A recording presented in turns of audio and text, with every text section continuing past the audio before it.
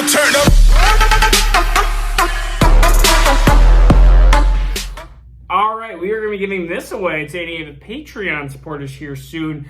And if it's only Craig and Mike, then we'll be down to Craig and Mike. If people join them, then it might be you that wins this Vikings signed football. Oh yeah, it's signed football, by the way. So that is what we were going to be giving away for Patreon supporters, just as a nice little initial giveaway here, and then we'll be giving bigger and better. And it's not always going to be Vikings things. It'll be other things as well. So we're going to be talking about two running backs that are hugely controversial at this point. I have seen people love them, and I've seen people hate them, and I've seen people hate them as recently as 24 hours ago too. All right, we're going to be talking about J.K. Dobbins and DeAndre Swift. They are two sophomore running backs, two of my favorite running backs in the 2020 class. We see some of the rankings go all the way from like 6 to like 20. And even this next year, we're talking about redraft. If we talk about redraft or we're talking about the 2021 season, we have a wide variety of landing kind of spots of where they could go in fantasy finish. But let's look kind of at a week 8 to 17 perspective here. And the reason why I picked that is that's about halfway point of the year. The first half of the year, and you're going to see this probably with Javonte Williams, you're probably going to see this with Travis Etienne as well, is you're going to see a slow start, and you might start panicking. But with Antonio Gibson, with CEH, Swift, Dobbins, Jonathan Taylor was a huge one. At week 8, they start taking over, and they start actually being the workhorse running back. So let's see where they are from week 8 to week 17.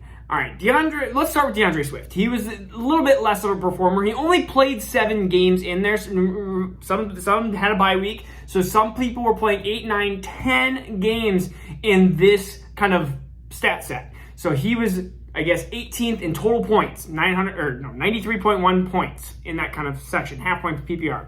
But he had 7 games, so he was 18th. So ultimately, you look at that and go, oh, that's not that great. But he also was 2-3 less games than some of the other players like J.K. Dobbins, who we're about to talk to. He had 119.2. He was 9th in the league. 9th in the league. So we look at DeAndre Swift, if you do a little math, 119.2 minus 93, you're at 26.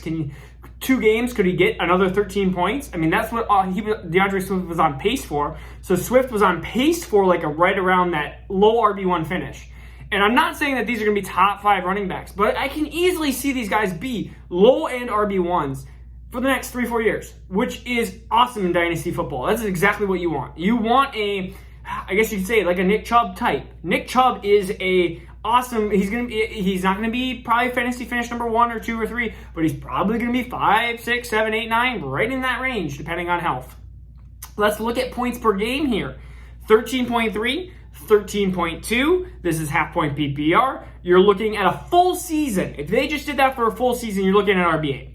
That is why, dynasty-wise, they are number 7, number 8. You can flip-flop them the way you want.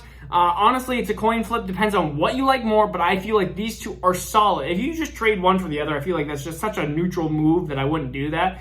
But these are players that I am rather having than the Cam Akers, than Antonio Gibson, than some of the rookies that are coming in, Travis Etienne. Like, I'm rather having these running backs over them. So let's go with the counter arguments. I mean, I don't want to go through 4 minutes of just praising them because there's counter arguments, and let's walk through them. Lamar Jackson is one of them. But Lamar Jackson, yes, can be a problem. But they are the number 1 running offense in volume. Even if that changes slightly, you're going to have a top 2-3 volume offense on running. And we look at when Lamar started heating up, J.K. Dobbins started heating up. They're an offense that could score a lot of points in the running game. So I don't see that being a factor. The biggest, I guess, argument would be Gus Edwards, who was a top 20 running back in that same week 8 to 17 period. Why can't that happen again? Well, there's been plenty of running backs that have had this kind of, you could say, super handcuffed. Latavius Murray is a great example as a Saints offense. Latavius Murray was sometimes fantasy worth starting as like a flex play, but you could never bank on when that would be. I think that's going to be exactly what you're going to have from Gus Edwards. Gus Edwards was there when Mark Ingram was there, and I think you're going to have that Mark Ingram year of 2019, which he did super well at, and you could see J.K. Dobbins fitting into that role, and Gus Edwards still being that B role, being a really, really good backup. I mean, you look at his contract, 2 years, $10 million, like that's a really good backup contract that he's going to have some time. J.K. Dobbins is extraordinarily talented, and I think that's one of the big things that people are getting wrong is people are like, oh, J.K. Dobbins isn't talented, DeAndre Swift isn't talented. These guys are super talented in my mind, and if that's what you don't believe, then I think that's going to be an argument set for a different day, because I believe in their talent, and if you don't, it's going to be hard to argue that, because I mean, I've watched the tape and I've looked at the analytics, and they both pass, in my opinion, in those situations, and they pass in a lot of people's minds, a lot of people that I even respect's minds as well. But if you don't believe that, then that's a different argument for a different day. But I think that when you talk about talent, I think beats out. Yes, I think Gus Edwards could be a little bit of a nag at times. Yes, J.K. Dobbins might not be top 2-3 finish because of that. But why can't he continue what he did at the end of last year, where he was getting like 90 yards a game, which you're looking at, 90 total yards a game over a 17-game season? You're looking at, 1,600 yards, and have 8-9 touchdowns. If you got that out of a running back, you would be ecstatic. And that is exactly what you could get from J.K. Dobbins, easily on that pace. Yeah, he may not get a ton of dump-offs. That might be a little bit of a problem. But again, I look at the talent. The situation is plenty fine. I don't think the situation deters me at all. And you look at, there's not many arguments, I would say, unless you love Gus Edwards and you think he's going to be the starter, but I don't think that that's the case. I know that I strongly am confident that that's not the case. DeAndre Swift, on the other hand, let's look at what's there. We have Jamal Williams, we have Jared Goff, of course, utilizing probably dump-off passes.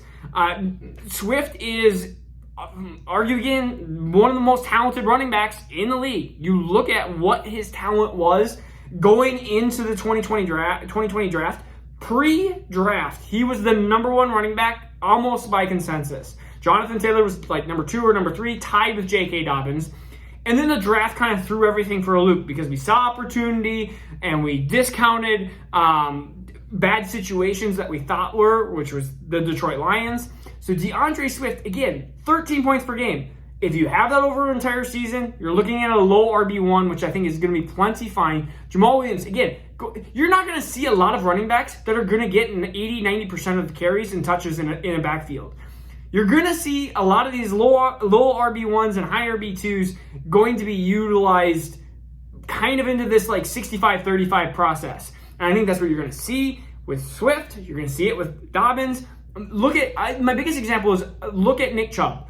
Nick Chubb is a guy who was utilized, but they had Kareem Hunt, and it was an annoyance that they used Kareem Hunt at times, but they were plenty fine. They were a rushing offense that utilized utilized both running backs, and they both had the second running back had semi-fantasy relevance, but when they were a solo running back, that backup, they didn't do well. So I'm not going to be buying Gus Edwards or buying Jamal Williams with a bunch of capital. I'm going to be looking at Swift. I'm going to be looking at Dobbins. Low RB1s. I comment below if you have a really good argument against Dobbins and Swift. I really want to hear kind of why you think that they're not up there. And if you think that they should be even higher, then let me know on that. I think I'm in a very good place with these two running backs, 7 and 8. They're sophomore running backs. I think they're going to take that half chunk of last year and they're going to expel that over, if they stay healthy, over the following 17 games in the 2021 season. If they can stay healthy, of course. I think points per game, you're going to be looking at 13, 14 points per game, which is plenty fine. I think that's going to be great. And if you are looking and people are undervaluing them, or if they're trying to sell, they say, "Ooh, Swift." In my leagues, I can't buy them. People are that bottom truly believe in him. I think that's the biggest problem is the people that drafted him last year are truly believers of these two players, and it's gonna be hard to try to buy them because the people are saying, "Oh, sell them." They don't own that stock. It's kind of like we're going to go back to crypto. Sell Dogecoin. Sell it. But yet they don't own it. So why are you telling me to sell it? Like, I'm already riding it to the moon. Like, I really invested. No, I didn't really invest. I invested into it, but not really invested. But if I want to go for it, I'm going to go for it. Like, I'm not going to just sit back and be like, oh, it's one of those, like, the people that didn't believe in Dobbins, didn't believe in Swift, they bought CeeDee Lamb. They bought Judy or Jefferson or Akers. And there were so many people that believed in Akers and Moss and stuff over these two players last year. And that's fine. But they are also players that keep saying, oh, I don't believe in Dobbins, I don't believe in Swift. So it's kind of like, well, I mean, if you don't have any investment in it, you're telling me that they're not worth it. I don't know. It's kind of it's one of those. It's hard to like debate that. It's like, well, you don't have any shares of it. Now, if I had shares, let's say if I didn't have shares and I was telling you, or let's say I have shares, and I'm telling you to sell. That's a sign that I am trying to actively sell. But I'm not trying to actively sell these two players. Man, that's a roundabout way. All right, I hope that you learned something in this video. All right, it is hot out. It's like 90 plus degrees here. It's been like that for like 10 days. I'm getting sweaty, worn out. All right, we're gonna be seeing you tomorrow. Remember, Patreon supporters, Vikings signed football giveaway. I think that's all I have to say. We're getting closer. We're at like 850 and we're still giving away the Jerry Jeudy signed jersey. Don't think that we just forgot about that. That will be given away. All right. I think that's it. All right. This is Marcus Dynasty Fun Dads. Peace out. See you tomorrow. Now turn up.